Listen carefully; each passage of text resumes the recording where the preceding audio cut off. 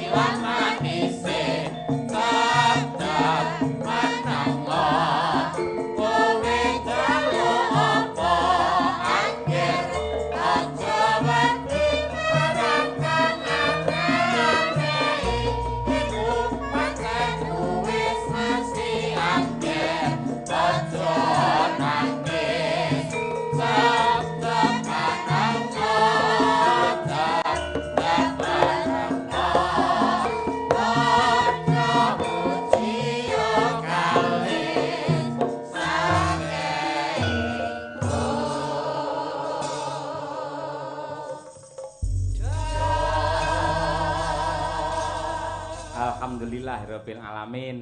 Assalamualaikum Mas Gareng Tralala. Waalaikumsalam warahmatullahi wabarakatuh. Mak Cangik, Mbak Limbuk, Pak Cahyo Kuntadi. Wah, awake dhewe chemistry tenan. Chemistry. Galang, dagelan, sinden, pengrawit kabeh biru. Nggih, biru. Kejaba nyengkuyung karo Partai PAN.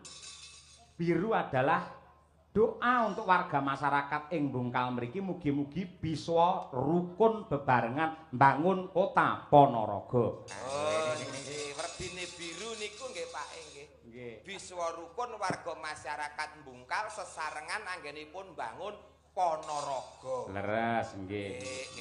Nggih, chemistry Pak, chemistry. Leres, leres. Pake biru, kula ya biru. Nadyan teko dalan balik mulih meneh.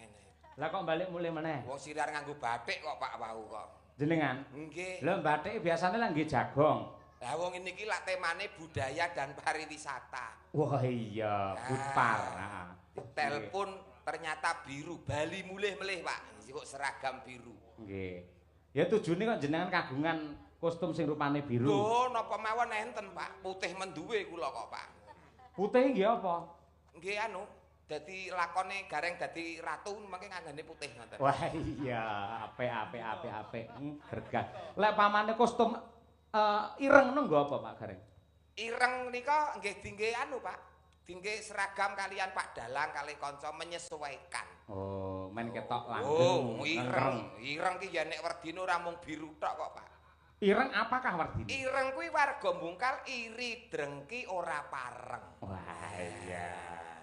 Eblek wayang ki rupane abang. Abang saka tembung warga Bungkal, aku bangga karo Ponorogo. Wah, iya. Ngoten lho, Pak. Gunungan iki warnane enek kuninge. Apakah kuning? Kuning menika winengku ati kang wening. Dadi warga masyarakat atine wening, pikirane resik.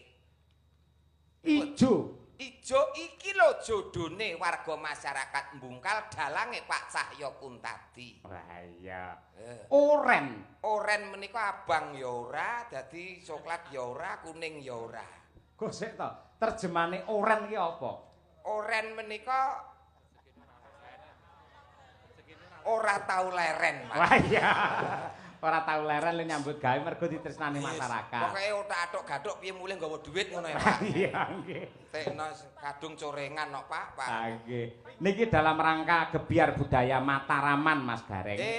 Ingkang dipun tindakaken dening keluarga besar Dinas Budaya dan Pariwisata Provinsi Jawa Timur kalian DPRD Provinsi Jawa Timur. Leres. Menika ingkang dipun pandegani kalian pepunden kula Bapak Dr. Suli Daim saking PAN kala wau. Ngoten ingkang sampun sambutan kala wau nggih. Leres nggih. Nggih. Nderek Mangayu Bagya lekasipun menika Disbud Par Dinas Budaya dan Pariwisata ingkang dipun sengkuyung sepenuhnya oleh DPRD Provinsi anggenipun gelar budaya wayang wonten ing Desa Bungkal, Kecamatan Bungkal, Ponorogo mriki, Pak. Nggih. Mugi saged berkelanjutan. Amin ya untuk masyarakatnya. Nggih. Kenapa kok desa kene iki diwenehi tenger Bungkal? Mulai. Bungkal pancen desane jenenge niku kok, Pak. Loh, Gareng yen ngendi-ngendi biasanya selalu menerjemahkan, menjabarkan. Upamane Ponorogo apa ki para wargane do sayur rukun. No ki nata negara supaya becik. Lah, Bungkal. Iki lho resikone nek nderekke dalang cerdas ki ngene iki lho. Sampeyan yo cerdas kok ya. Tenan iki iso koplak tenan iki nek orang iso ngikuti. Bungkal. Niki dionceki ngoten, Pak? Nggih, no. Ya sak iso-iso ya, Pak. Nggih. Sak iso-iso mergo ora persiapan kok langsung didadak ten panggung kok, Pak. Iya, Kak. Pancen yo kudu serba cepat, tepat dan akurat. Oh, nggih. Ya sak iso-iso.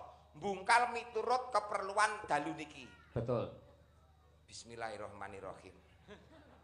Hurufe napa, Pak? B U N G K A L. Leres. B Bungkal gitu. B-ne bersama-sama Dinas Budaya dan Pariwisata sing diembani utawa diestoni dening DPRD Jawa Timur, Provinsi Jawa Timur nggelar acara wayang untuk masyarakat. Tepuk tangan, spontan yang bagus ini. Pintar tenan iki. Luar biasa. Niki pun nanya kemeringet lho, Pak, niki, Pak. Yang kedua U. U menika tujuanipun, Pak. Untuk untuk siji menghibur masyarakat, ping pindhone untuk selalu inggih menika memupuk utawa nguri-uri budaya lan tradisi supaya tidak hilang. Itu U. N sik dawa lho. Iya, Pak, dawa, Pak, dawa. Nggo mlaku ngantek ketekuk-tekuk, Pak, dawa. N nilai luhur yang ada dalam pakliran wayang sebagai contoh untuk kehidupan berumah tangga dan masyarakat ana ing Bungkal mriki. Luar biasa. Men saya semangat para penonton. Tepuk tangan to Pak Gareng elok iki. Men tambah semangat. Pun mboten sah tepuk tangan, pun. Lah ngopo? Wong iki ya mringis tenan kok dadak tepuk tangan. Gareng Tralala itu tidak pernah membutuhkan tepuk tangan, Pak. Terus? Nggih, yang dibutuhkan Gareng Tralala bukan tepuk tangan tapi uluran tangan, Pak. Iya. Tak kira saweran, beda karo saweran. Oh, beda. Uluran tangan iki tegese donga, Pak. Donga, muga-muga pinaringan lancar anggere kula mikir Bungkal niki, Pak. Wah, iya. Nggih, mau apa mau? Niku wau U, N. Terus G.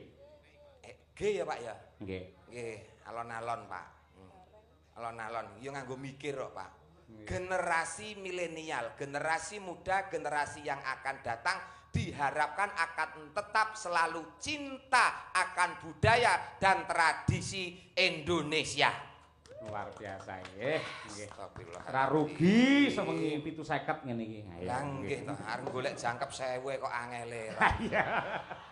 Yo sing penting berkah barokah. Penting disyukuri ora lokak saya kebak. Ora lokak tambah kebak, disyukuri mawon. Ah nggih. Nggih, pira-pira ditampa. Sing maringi ikhlas berkah kanggone sing nampa. Nggih. Ikhlas nggih? Ikhlas. 750 ikhlas. 750 ikhlas niki pira-pirae kula mulih ora nampa ya ikhlas. Ning raimu kok pucet ngono? Mboten pucet nyatraine gareng pun ngeten iki tegese kula mulih keng mriki lahir batin Pak ora disangoni ikhlas. Sebabe Wis lunas. wah iya. Le cemepak ngono. Wani gleling mergo wis lunas niku, Pak. Terus K. Kepara nyoto. Angel tenan Pak niki. K. Kebudayaan dan pariwisata sinergi untuk bersama-sama menghibur dan memberikan edukasi terhadap masyarakatnya melalui pentas wayang kulit. Wah, elah. Ya dikumpliti dengan dalang sapa bisa? Dengan dalang Ki Cahyokun tadi satu-satunya dalang yang terbaik, best of the best, dalang idola. Saka tembung idola iki dalang ora larang. Iya. Ya ora apa-apa mau golek dulur kok ya to. Nggih, waton pinter. Larang-larang malah ora ketanggap malah merongos ning omah. Betul, Pak. Betul. Kula jenengan karo kanca-kanca iki sing penting lek iso metu kok omah ngoten mawon. Iya. Ten omah ya bunek kok, Pak. Iya. Ah iya. A. Mbok kula diwangi to, Pak? Yo ora, engko tugase dhewe-dhewe. Oh iya. Aku wis sewengi lho kuwi bakal mikire. Akan menjadi barometer tolok ukur di Provinsi Jawa Timur untuk provinsi-provinsi yang lain, budaya dan pariwisata sing selalu ngrembaka. Tepuk tangan untuk Jawa Timur. Iya. Iki ngongkon tepuk tangan karo mikir lho dek bar iki apa ngono. Nggih. Iki mau apa? Niki A. Terus kari dhewe. L. Larso melu ra Larso. Ora melu. Lagi umroh. Ayo. Layak untuk diteruskan, layak untuk dilanjutkan acara seperti ini karena banyak manfaat yang positifnya untuk masyarakat, manfaat yang positifnya untuk Jawa Timur. Wah, nggih. Tepuk tangan. Nggih, Mas Jajak. Nggih. Niki kok jajak mriki jijik. Niku lho, semunipun pepunden kula menika ingkang winantu pakurmatan Pak Ali Afandi menika saking perwakilan Kadis Budpar Jawa Timur. Rena penggali mergo jenengan sampun saged menjabarkan tentang bungkal niki wau. Nggih, niki miturut kepentingan dalu niki. Wau nggih paring dawuh panjenenganipun Pak Ali menika. Nggih. Insyaallah mangke teng Ngawi nggih badhe wayangan. Lah nggih, bareng nerjemahne ngeten niku kula kelingan wingi ten Blitar nggih, Pak nggih. Napa? Kan nerjemahke Desa Blitar rampung cek ngoten niku langsung pimpinane munggah panggung nyawer 500 teng Blitar wingi nggih, Pak nggih. Sik, arahmu ki arepe golek saweran napa piye? Mboten teng Blitar wingi lak nggih nerjemahke ngoten lho. Ya Blitar karo kene beda. Lho lah nggih, kula nganut kelingan lak entuk to, Pak, kelingan ki lak ya entuk to. Carane piyayi maringi rejeki marang seniman, ora kok langsung mene dhuwit ngono ki ora. Ning sapa ngerti, ya toh. Mau panjenengane Pak Ali paring dawuh, setelah ini kalau nanti lancar Pak Dalang, kita pindah wayangan gebiar budaya Mataraman di Ngawi dan juga di Pacitan. Kuwi wayangan klasik tanpa bintang tamu dagelan gareng. Ora apa-apa. Niku sasine napa kira-kira? Kira-kira mangke ya Desember utawi Januari. Desember gede-gedene sumber, Januari hujan sehari-hari. Terus Wayangan ora nek garenge udan. Sik, ndek iki ning Blitar aku ngejak kowe kok udan deres yo an. Anu lali jopone, Pak, lali jopone, Pak. Mboten wis pokoke tetep klasik ndak masalah, sing penting lancar, wayang tetep ngrembaka. Mangke. Ora- Ini ya komplite tetep ngangge gareng kok, tetep ngangge gareng. Lho, kula ora dijak ki tetep nusul, Pak. Nusul. Wani ngeyele kok, Pak. Nggih. Pak. Kula golekne kanca. Ha iki. Nah, Niki kanca waranggana domestik kathah. saking Ponorogo sing ibarate digodhog wis ora iso empuk. Wis alot banget ya, Pak. Nggih, ngoten niku. Mbak Lucy Brahman. Coba kaya apa? Men jumeneng. Ayo. Ayo. Nonin nonin nonin nonin nonin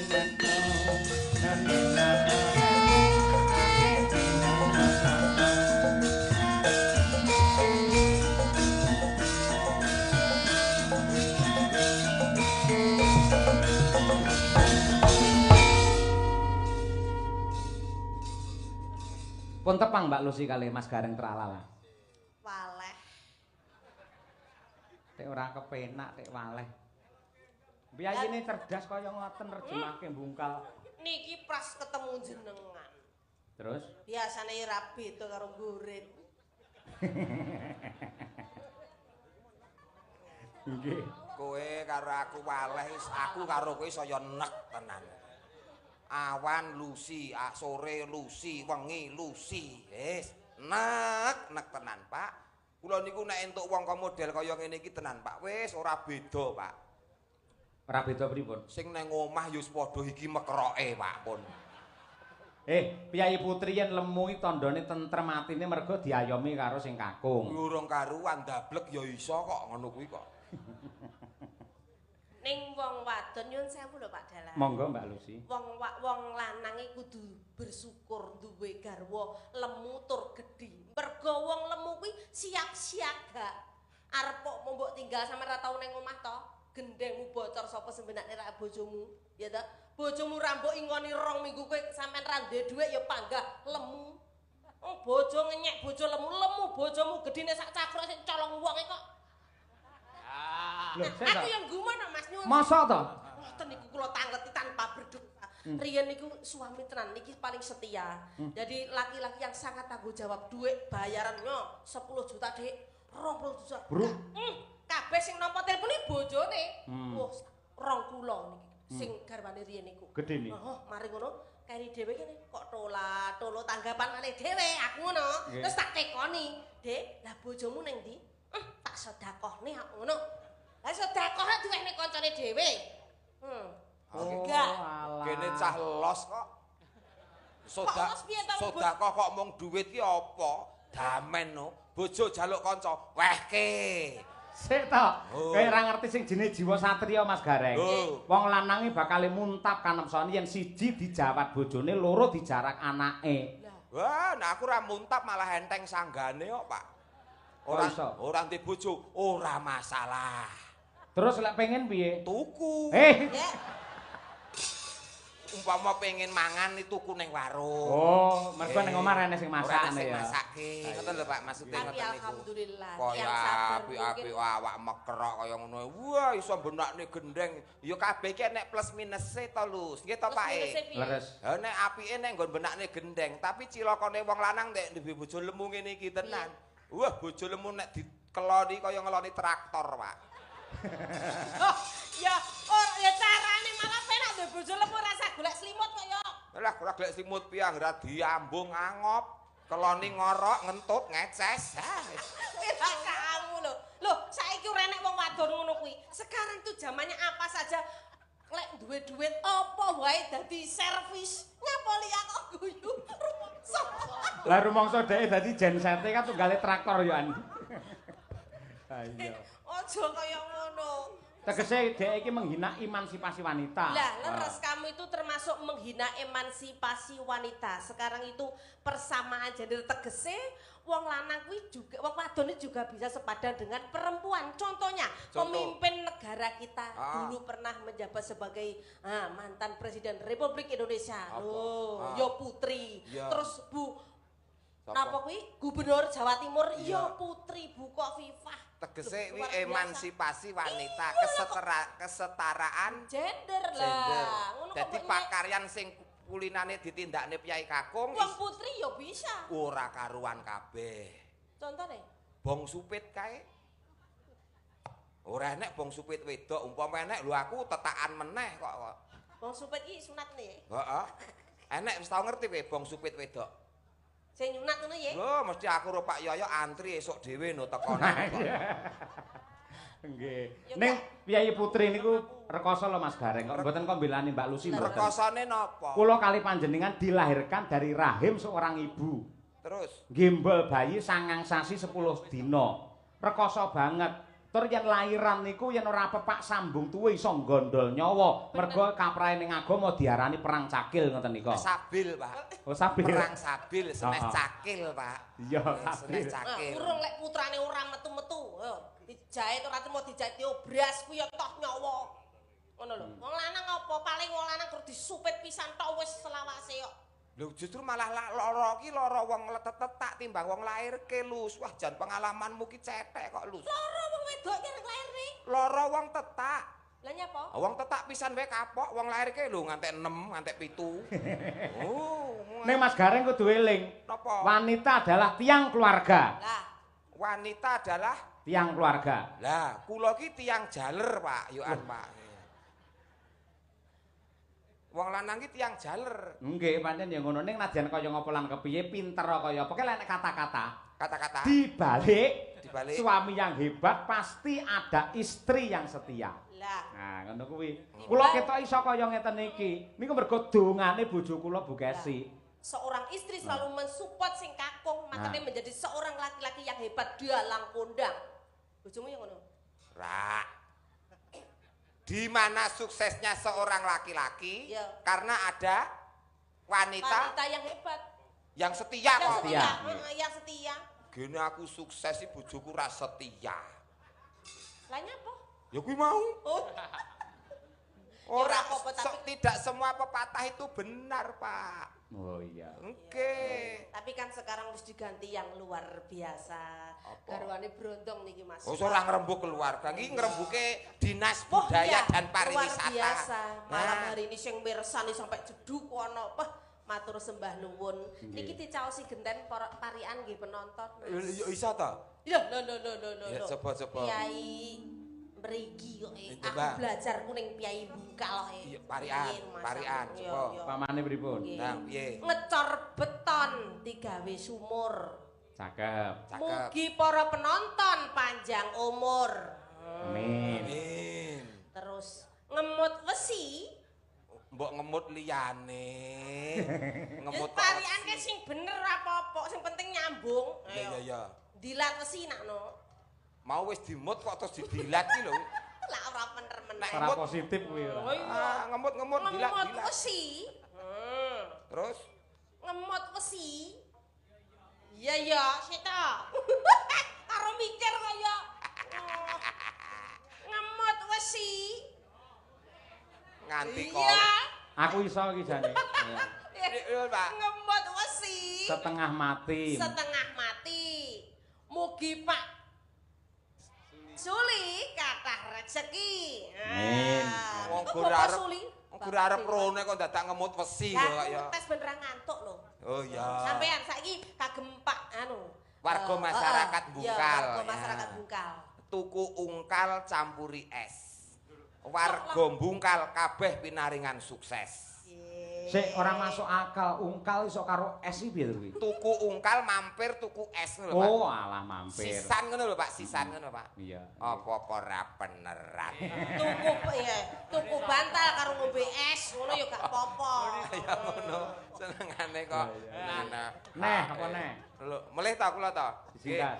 Tuku ungkal dinggo ngasah arit. Heeh. Warga Bungkal kabeh sugih dhuwit.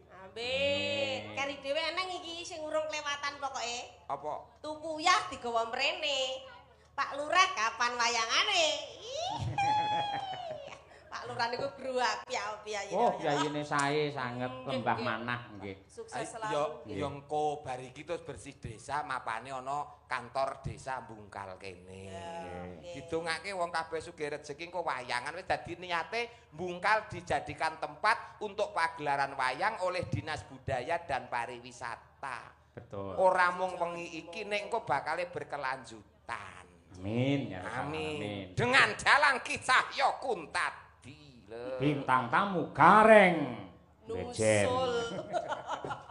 Nggih, niki dawuh napa rumiyin? Nembang rumiyin Mbak Lucy. Nggih, nembang rumiyin, nggih. Nggih. Kula nyuwun menika caping gunung langkung rumiyin ingkang dipun kesakaken kalian para sutresna budaya mliginipun ingkang kala wau sampun kepareng leladi dumateng kula sak kanca para perwakilan panitia. Juru ladi lan sanes-sanesipun supaya enget kalian jaman perjuangan ngersakaken caping gunung dijenglengke sing nembang Mbak Lucy sing jengleng Pak Digareng. Oke. Monggo, Pak. Saben bengi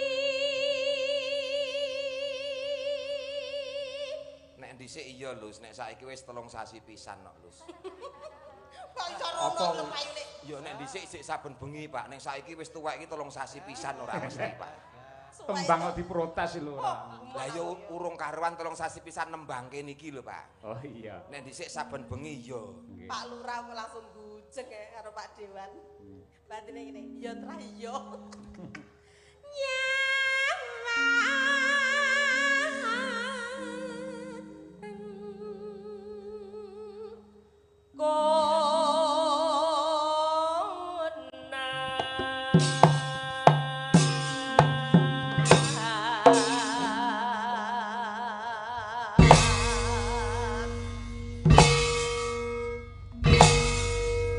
Krawitan iki nek wis madang karai ngene. Seniman pilihan.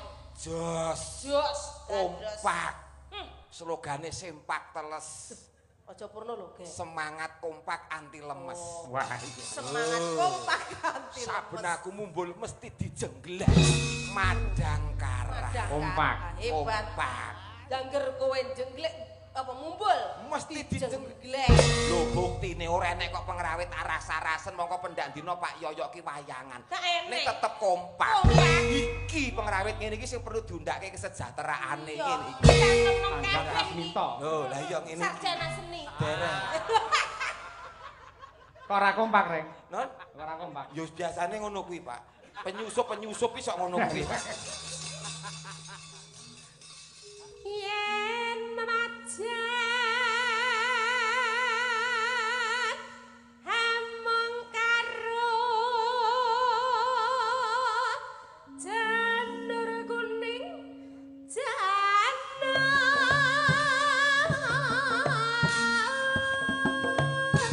kuning.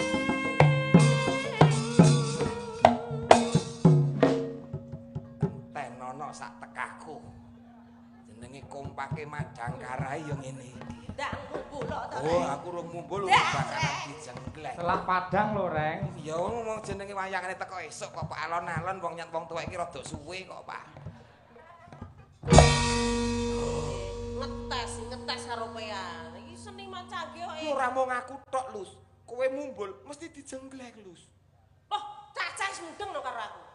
Mudeng iki nggono apa? Mudeng iki paham maksudnya. Lah iya maksudnya Aku Pak. obah plang ngono iki pas kowe. Lho kanca-kanca, lah warga kene lak rong pirsa. Lah wis kerep ngono. Bawa mumbul. Tekan dhuwur gondelan kuwi wesi. Aja mudhun nek urung tak jambak. Kayak mbok jabak apane kudu. Wirone. Ya nek Romo Yai. Wirone.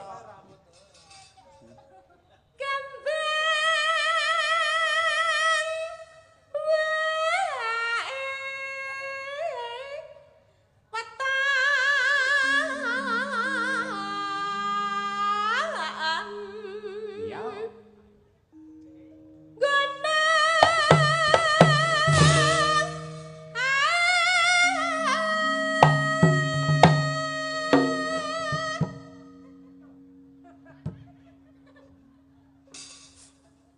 Wis persis kaya sapian letong, Loh, persis. ancang-ancang dhisik. Ngono lho, ngene kode nglentong kok pangan kuwi letong ku. Letong. Wong kreasine dhewe-dhewe ya, Mbak ya. Oh Iki iya. lho. Guna.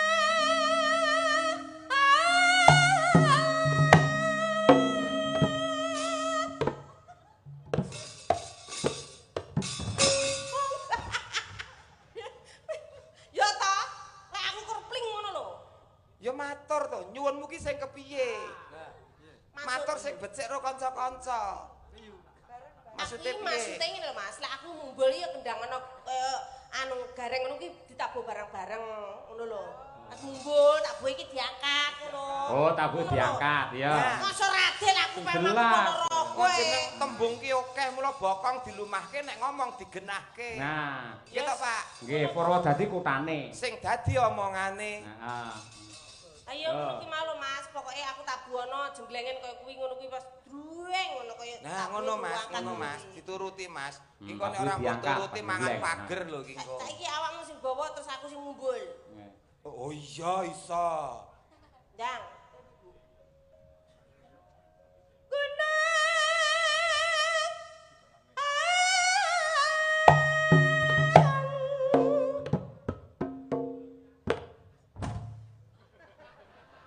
Gak ngono kuwi dijemati. Jemati. Gak diangkat ning dhuwur ngono kuwi di. Maksude piye kowe mau lak mau to nek aku mumbul diangkat lak ngono to. Maksudnya diangkat ning dhuwur ditabuh siji-siji kaya awakmu mau lho. Tabuh siji-siji, oh sing jelas. Wis. Gunung, ya Pak balik. Nuruti Wong wong Ponorogo kok nuruti wong mekrok ki angele kok eram. Pak No ijan gak somet mbak aku aja iki lho Pak No. Cakno. Cak No langsung viral. Gunda.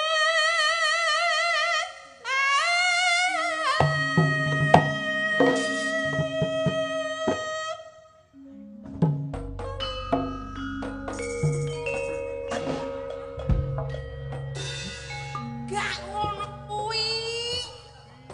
Jare ditabuh siji-siji. Munine lho piye? Munine ki lho piye ngono lho. Nabuhe ki munine piye? Mune iki bar jeng ngono lho. Mune ditabur jreng ngono lho. Oh, ndang-ndang jreng. Oh iya, apik. Aku wong Ponorogo ora adil. Turutono ora mbok turuti uda ning panggung wong iki. Aku dhewe kayak kesenengan kok ya. Guna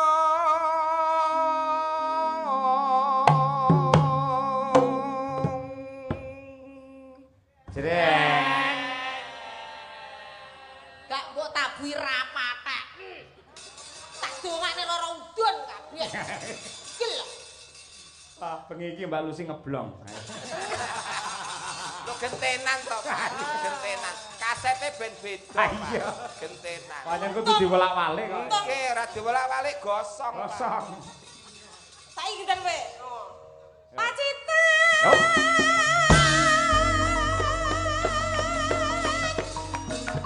Serapi.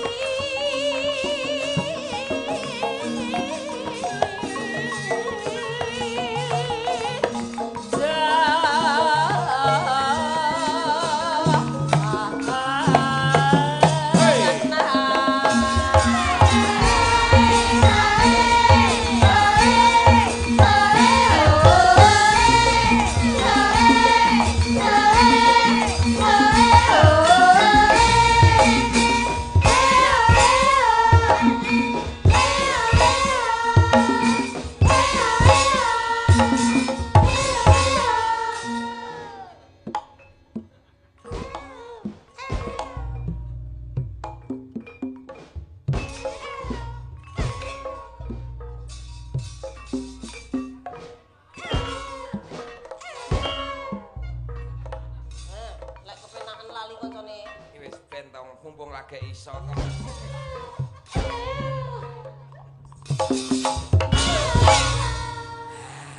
Ning Ponorogo iki kota santri. Kudune dhek berkarya dengan penuh etika. Sampeyan ngenjleng Mbak Lucy oleh ning aja didepne Mbak Lucy. Jenenge enggak sopan. Maksudnya sirahe Madhepe rono. Oh. Oh, ngono kuwi aja langsung madhep rene. Ayo. kok madhepe mriko ngoten to? Nggih, ayo. Ngerti to, paham to? Paham, Oke, paham, yo. paham. Akhlakul karimah kudu dijaga. Iya, iya. Yo, deblak untak. Yo, Ji, rok lu.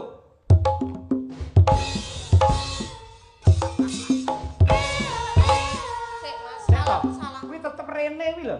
Kok ngerti to Pak jenengan bocah noleh? Lah aku nyawang kok kene kok ya. Ngene lho, Pak. Sik mbok engko rono lho. Menggok dhewe kok. Seronokno ngono lho. Ah, ngono lho. Kok Anu ora instruksi dalan. beneran. Tung tak ketuk. Delung, delung. Deblak untak. Sik to. Pak Ewo lak ngendika to. Heeh. Sirahe madhepe rono. Bener. Lah ya kula ki wis madhep rono. Lah kuwi menggok rene iki lho. Iki sirah liyane. Iki Iki sing luwih terginas nih sampean. Niki kan terkenal niki napa pelawak sing paling energik. Oh. Nggih. Energi ki apa? Energi itu sing lincah. Lincah. Deng dia omong. Kupinge kelomoh langsung. Wong lek orang tak tidoni sindane orang semangat. Bar mangan apa to Lus ambune kok badhek men ngene. Gak trimo badak.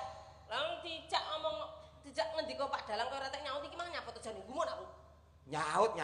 Wong yo nyaut ngono kok. Sing energi kuwi alias lincah. Lincah.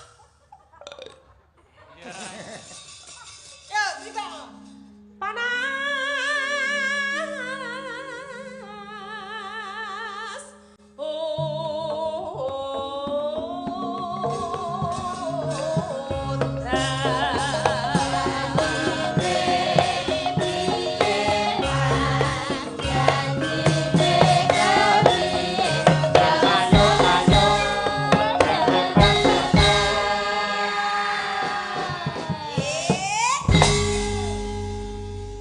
Para penonton ki soram wis biasa lek kurang jenggleng ki sak mumbulan wis biasa. Pelawak-pelawak kan mumbul sak ping 20 biasa. Lah terus piye? Siji ya apa sini no mahmu adoh kok kulon kono kok. Lah kudune kon ping pira? Lah ya sesuai sing nabut cah 6 sigak jeng minim ping 10. Jalukmu ping pira? 10. Tak turuti. Sopo ngerti ki permintaan terakhir. Sesuk sing nang Ngawi ku ora 10 ngono lho Pak maksud iki. Awang maring tratap sampeyan ning ngendika ora. Sing nang Ngawi sok ben iki cukup 5. Oh iya. 10 to? Ayo. Tulang tak.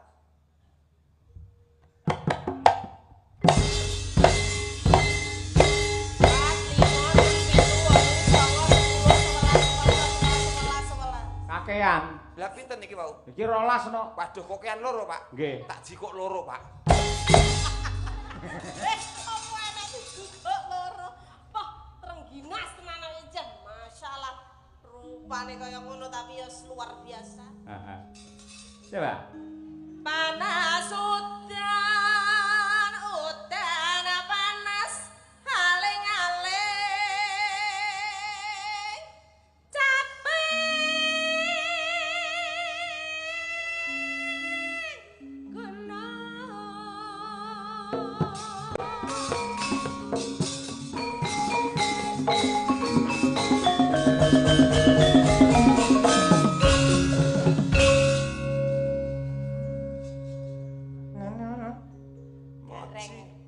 Aku.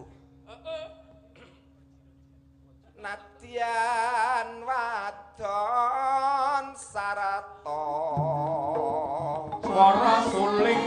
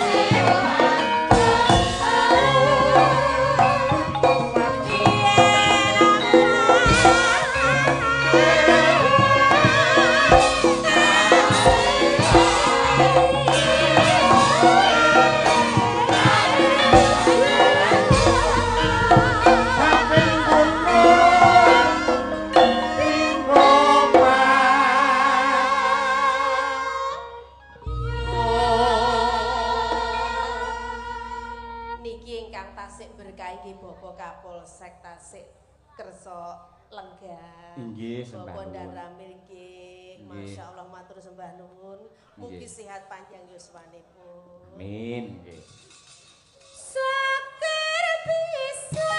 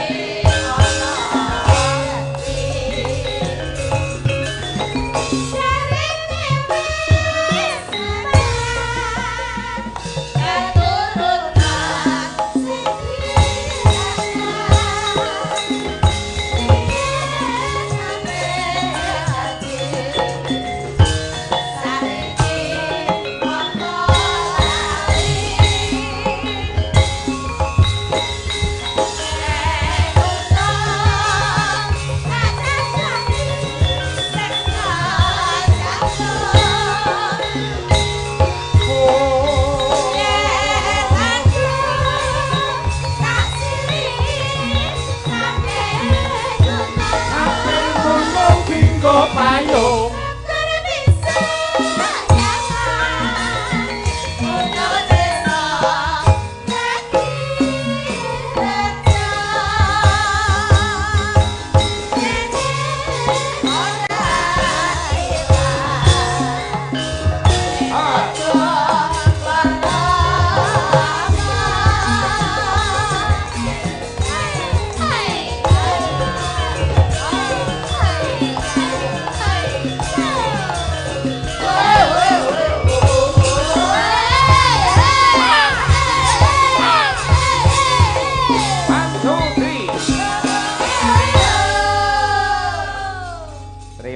Terima kasih. Jawa sami-sami luar biasa. Nggih. Tembang menika kula wau ugi kula aturaken dumateng para pepunden kula, para guru-gurunipun, mbah kiyainipun, anak kula pun Brahmake sawah ingkang lenggah wonten ing Ngabar. Mbahe Brahma ya kuwi Mbah Kung Wahib, ya sing wis ngrengkuh Brahma kaya putune dhewe. Pak Jainul ugi mekaten wis kaya bapake Brahma dhewe teng mriki. Ugi Pak Nasrul lan sedaya kemawon Bu Maryam ingkang nyatanipun ya karo nglawentah santri ning ya tetep tresna kalih budaya. Ya, ngoten niku. Luar biasa. Boten kata lupen ugi dumateng penggemar setia Ki Cahya Putadi wonten channel YouTube kathah sanget ingkang rawuh dalu niki. Wah nggih. Aturi salam. Nggih. Nggih. Kleben menika dipun tenggani kalian anak kula lanang Mas Nanda menika mahasiswa isi Surakarta. Jurusan pedalangan sing sok ngasta wonten mriki Mbak Lucy, Mas Nanda niku. Oh, ngaten. Ndi pucahe? Nggih. Mas Nanda ndi? Ondele. Oh, nggih. Oh, niku nggih. Wis tau dijak. Blas. Nggih, siap kathah mriki dalang muda luar biasa. Nggih, leres. Yang pernah meraih beberapa prestasi juga. Alhamdulillah. Kan tegese wayang ora bakal punah mergo tuwuh generasi dan generasi lebih baik terus. Nggih. Menika wonten nawala saking pepunden kula Bapak Haji Suli Daim MM, Wakil Ketua Komisi E, Wakil Ketua Fraksi PAN ingkang ngersakaken lelagon apa ki? Wijaya Kusuma. Ha nggih. Wijaya Kusuma. Nggih. Tapi tak golekne kanca Mbak Lucy. Oh nggih, kita ayu-ayu kok. Iki lho Rek. Iki sing anyar iki coba. Ayo, nggih. Ngene iki lho, duwe bojo sing ngene iki lho Rek. Ngene iki lho. Iki musuhe sumber kencana. Ayo, Mira. Oh Mira. Wah, jan ya. Bojo ngene iki. Cublak suweng. Men jumeneng. Yo Mbak Mira. Dados.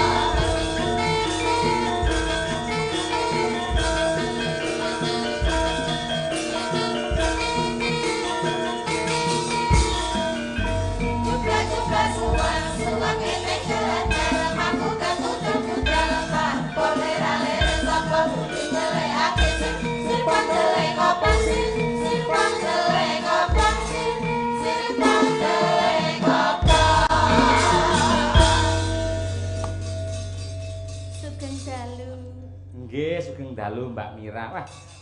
Mas Gareng Mbak Lucy. Nggih, Pak. Niki lare niki nalika isih cilik. Alisanipun. Nggih, nate asring tumut kula teng wilayah Nganjuk niki lah bocah Nganjuk. Oh, Nduk Mira daleme Nganjuk. Nggih. Oh, Nganjuk ya, Nduk. Nggih. Karo guyangan ngendi, Nduk? Sing kok takoke langsung kuwi lho. Kula nek nyegat bis kan teng mriko, Pak. Oh iya. Nek Nyegat bis mawon nggih. Nyegat bis ora nyegat apa-apa. Menawi kalih guyangan niku mboten tepi-tepi sanget, ning mboten celak-celak sanget. Kirang langkung nggih setunggal jam. Oh, ya lumayan ado, lumayan ado. Pian kok apa ning kono? Pian pas nemoni aku kae to, ning kono kae to. Iya, nek kowe tutup no kok. Iki cedhaki to cahayu ki. Ning omah ki gedhi ngene iki dadi cedhak cek. Mau ngene iki malah nyengkake umur kowe kocluk ngene. Ya ora to, iki mumpung kesempatan di atas panggung ngono Ya lho. kesempatan di atas panggung ngene iki nek terbawa hati bahaya resikone gede. Iso ngentekke banjar pekarangan kowe iki. Mbak Lucy, Piye-piye? kula kinten mboten wantun kok menawi terbawa hati kalih kula. Amargi niki anjenengan angsal salam saking Pak Puntono. Menika marang sepuh kula, nggih. Menawi jenengan macem-macem kalih kula, jenengan mengke lewat pundi lah. Mengke digasak. Mantune Mas Puntono. Nggih. Jliteng kakangku kae. Pak ya jliteng ngono lho. Ireng Ya kakangku. pancen iya sih. Nggih, mboten mungkin wonten anu Mbak niki Ora apa-apa, macem-macem. Nduk. Mergo nggur panggung kudu los. Lek ora kowe. Oh lho, Kesempatan, mantune kesempatan. Puntono to? Nggih. Pak Puntono. Wah, mantu ya. Iya ora apa-apa. Iya. Gak apa-apa. Masa Aja ngono isin. anu arep macem-macem. Mantu ae. Wong sare wong is. Iya, kok sik alon-alon. Iki di atas panggung los, lat kuning kabeh. Kasar kowe iki alon-alon wae to. Piye to? Lucy. Dhuwur panggung ora apa-apa. Ora disongkokke kok mau. Nek Ora disongkokke kok maju dhewe. Lha Inisiatif. kumpung cedhak iki tak kon jomong ning ngono kok. Anu daleme ngendi Nganjuk. Nggih, asli. Mongko Pak Puntono ki Sukoharjo. Nggih. Oh, saiki tinggale ning Nganjuk. Lho, nggih teng Sukoharjo. Oh, datang mriko, Pak. Nderek Boyong nang Sukoharjo. Boyong teng kula, mriko. nggih. Riyen kula nderek Pak Cahya niku tasik tasik umbelen kula. Nggih. Oh, kabare ndek Teng dhuwur panggung tasik nangisan. Oh, cilikane si ngomong kowe ki lho, Rek. Nggih jenengan sing nyewoki ngoten kok. Nek adus nggih didusi gitu. Oh, ala Mira sing dempet tak cewoki kae to. Wis gedhe saiki. Lah kan pamrien jenengan niku jane nggih napa nggih? Mbah. Gitu mbah kula jane. Nggih to? Kan riyen sing ngomong kula. Leluwur. Lah nggih to. Wah, jak jebul iki bocah sing dempet kula cewoki nek adus tak dusi nika niki to, Pak. Nggih. Sombong saiki. Loh, Kok iso? saged. Cewek saiki cewek dhewe ora ngakon aku kok. Lah wis gedhe kok Harus mandiring pribadi kok.